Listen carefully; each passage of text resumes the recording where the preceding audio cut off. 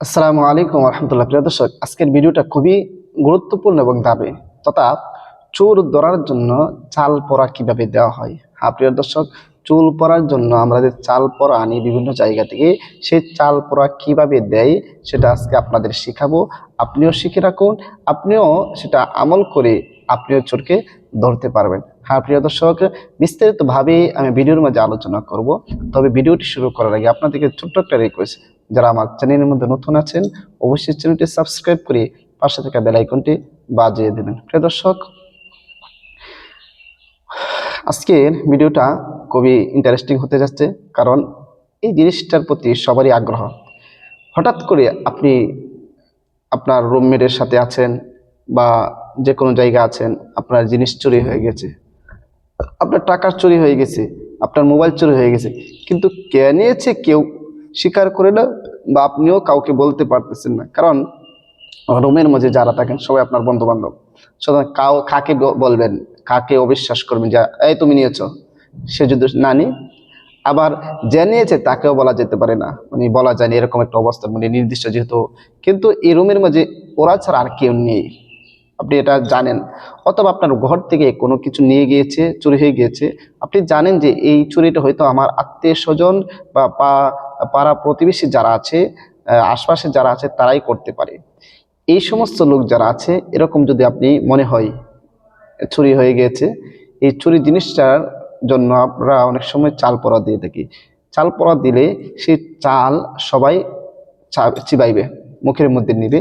মুখের মধ্যে নেওয়ার পর এই চালটা সবাই একেবারে ফিনিশ করে ফেলবে, একেবারে পানি হয়ে যাবে। কিন্তু যে চুরি করবে সে কখনো সেই চাল চিবাইতে পারবে না। সে সে তার মুখের মধ্যে চাল দেবে, কিন্তু এগুলো একেবারে জড়ো হয়ে যাবে, চাবাইতে পারবে না। আমি এগুলো দেখেছি। আল্লাহ আকবার। সেই বিষয়টা কিভাবে করবেন আসুন, মানে আমরা বিস্তারিতভাবে একটু জেনে নিই। এমনটি করার আগে আপনাকে অবশ্যই চাল সংগ্রহ করে নিতে হবে। অল্প পরিমাণ চাল সংগ্রহ করে নেবেন এবং যে কোনো সময় আপনি আমলটি করতে পারবেন। তবে আমলটি করার সময় একটু নিরিবিলি স্থানের মধ্যে বসে যাবেন, যেন আমলটি করার ক্ষেত্রে আপনাকে কেউ ডিস্টার্ব না করে, আমল করার সময় যেন আপনার সাথে কেউ কথা না বলে বা আপনাকে যেন কারোর সাথে কথা বলতে না হয়। খুবই মনোযোগ সহকারে আমলটি করতে হবে। প্রিয় দর্শক, আমলটি করার আগে উযু তো করে নেবেন, কারণ আপনি একটা অনেক গুরুত্বপূর্ণ কাজ করতে যাচ্ছেন। আপনার আমলটি যদি ভুল হয়, দেখেন আপনি চাল পরা দিলেন, যে চুরি করে নেয় তার মুখের মধ্যে গিয়ে যদি এই চালগুলো না ফ্রেশ হয়, তাহলে তো তাকে অনর্থক বুঝবে। এই জন্য আমলটা সঠিকভাবে করতে হবে।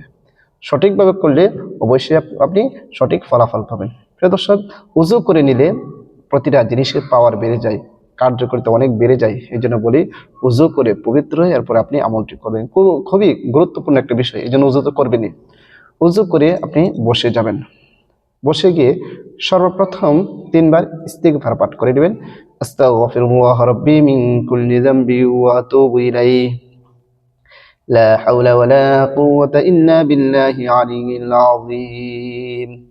আস্তাগফিরুল্লাহ রাব্বি মিন কুল্লি যামবি ওয়া আতুবু ইলাইহি, লা হাওলা ওয়ালা কুওয়াতা ইল্লা বিল্লাহি আলিয়্যিল আযীম।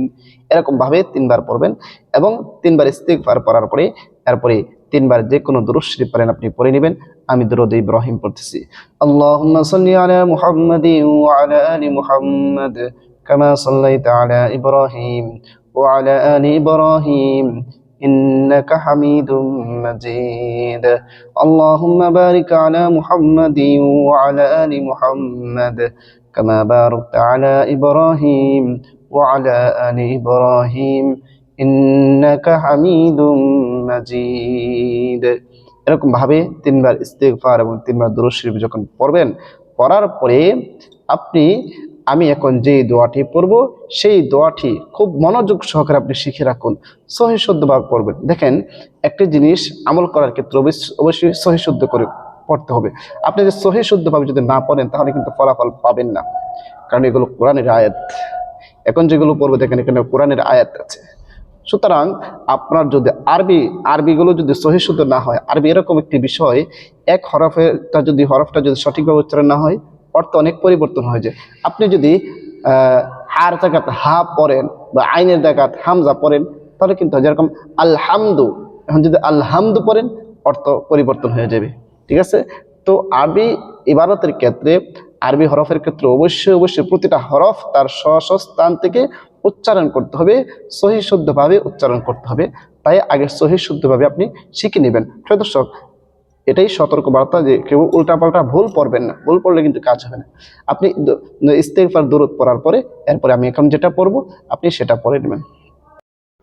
وإذ قتلتم نفسا فادارأتم فيها والله مخرج ما كنتم تكتمون يتجرعه ولا يكاد يسيغه ويأتيه الموت من كل مكان وما هو بميت ومن ورائه عذاب غليظ ألا يسجدوا لله الذي يخرج الخبي في السماوات والأرض ويعلم ما تخفون وما تعلنون الله لا إله إلا هو رب العرش العظيم وبالحق أنزلناه وبالحق نزل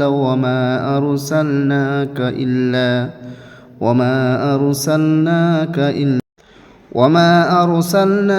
إلا مبشرا ونذيرا وصلى الله على سيدنا محمد وآله وصحبه أجمعين প্রিয় দর্শক, এরকম ভাবে যখন আপনি পড়বেন, পরে যে চাউলগুলো নিয়েছেন সেই চাউলের মাঝে 3টি ফু বা দম করবে। সম্পূর্ণ দোয়াটি আপনি একবার পড়বেন, একবার পরে ওই চালের মাঝে একটি ফু দিবেন, আবারও পড়বেন, আবারও পরে চালের মাঝে একটু ফু দিবেন, আবারও পড়বেন, আবারও পরে চালের মাঝে একটি ফু দিবেন। এরকমভাবে 3বার পরে 3টি ফু বা দম করবেন সেই চালের মাঝে। এরপরে আবারও শেষে যে কোনো দরুদ শরীফ পারেন আপনি 3বার করে পড়ে নেবেন, সাল্লাল্লাহু আলাইহি ওয়াসাল্লাম, সাল্লাল্লাহু আলাইহি ওয়াসাল্লাম, সাল্লাল্লাহু আলাইহি ওয়াসাল্লাম। আরও 2টি ফু বা দম করে দিবেন সেই চালের মধ্যে। আপনার আমল করা শেষ। এখন এই চালগুলো আপনার আমল করা শেষ। এখন এই চালগুলো আপনি নিয়ে যাবেন। নিয়ে যাওয়ার পরে আপনাকে যাদের সন্দেহ হয় সবাইকে একসাথে করবেন। যাদেরকে সন্দেহ হয় সবাইকে আপনি একসাথে করবেন, করে এই কাজটা করবেন। আপনি দেওয়ার পর যে চুরি করেছে সে কখনো সেই চালগুলো চাবাইতে পারবে না। আর বাকি সবার মুখের মধ্যে একেবারে কি অবস্থা হবে সেগুলো তো জানেনই, একেবারে ফিনিশ হয়ে যাবে। কিন্তু যে চুরি করবে সে কখনো একটু ফিনিশ করতে পারবে না। সুতরাং এর দ্বারা আপনি ধরে নিতে পারবেন কে চুরি করেছে। প্রিয় দর্শক, আমলটি খুবই কার্যকরী, পাওয়ারফুল। নিজেরা শিখে রাখুন এবং আপনাদের অনুমতি নিতে হবে না। আপনাদের শুধু একটা শর্ত, ভিডিওর মাঝে একটা কমেন্টস করবেন, লাইক করবেন, ভিডিওটা শেয়ার করে দিবেন। আর এগুলো সহি শুদ্ধভাবে শিখে আমলটি করার চেষ্টা করবেন। যদি সহি শুদ্ধভাবে শিখে আমলটি করেন অবশ্যই ফলাফল পাবেন। সবাইকে অসংখ্য ধন্যবাদ ভিডিওটি দেখার জন্য। আসসালামু আলাইকুম ওয়া রাহমাতুল্লাহ।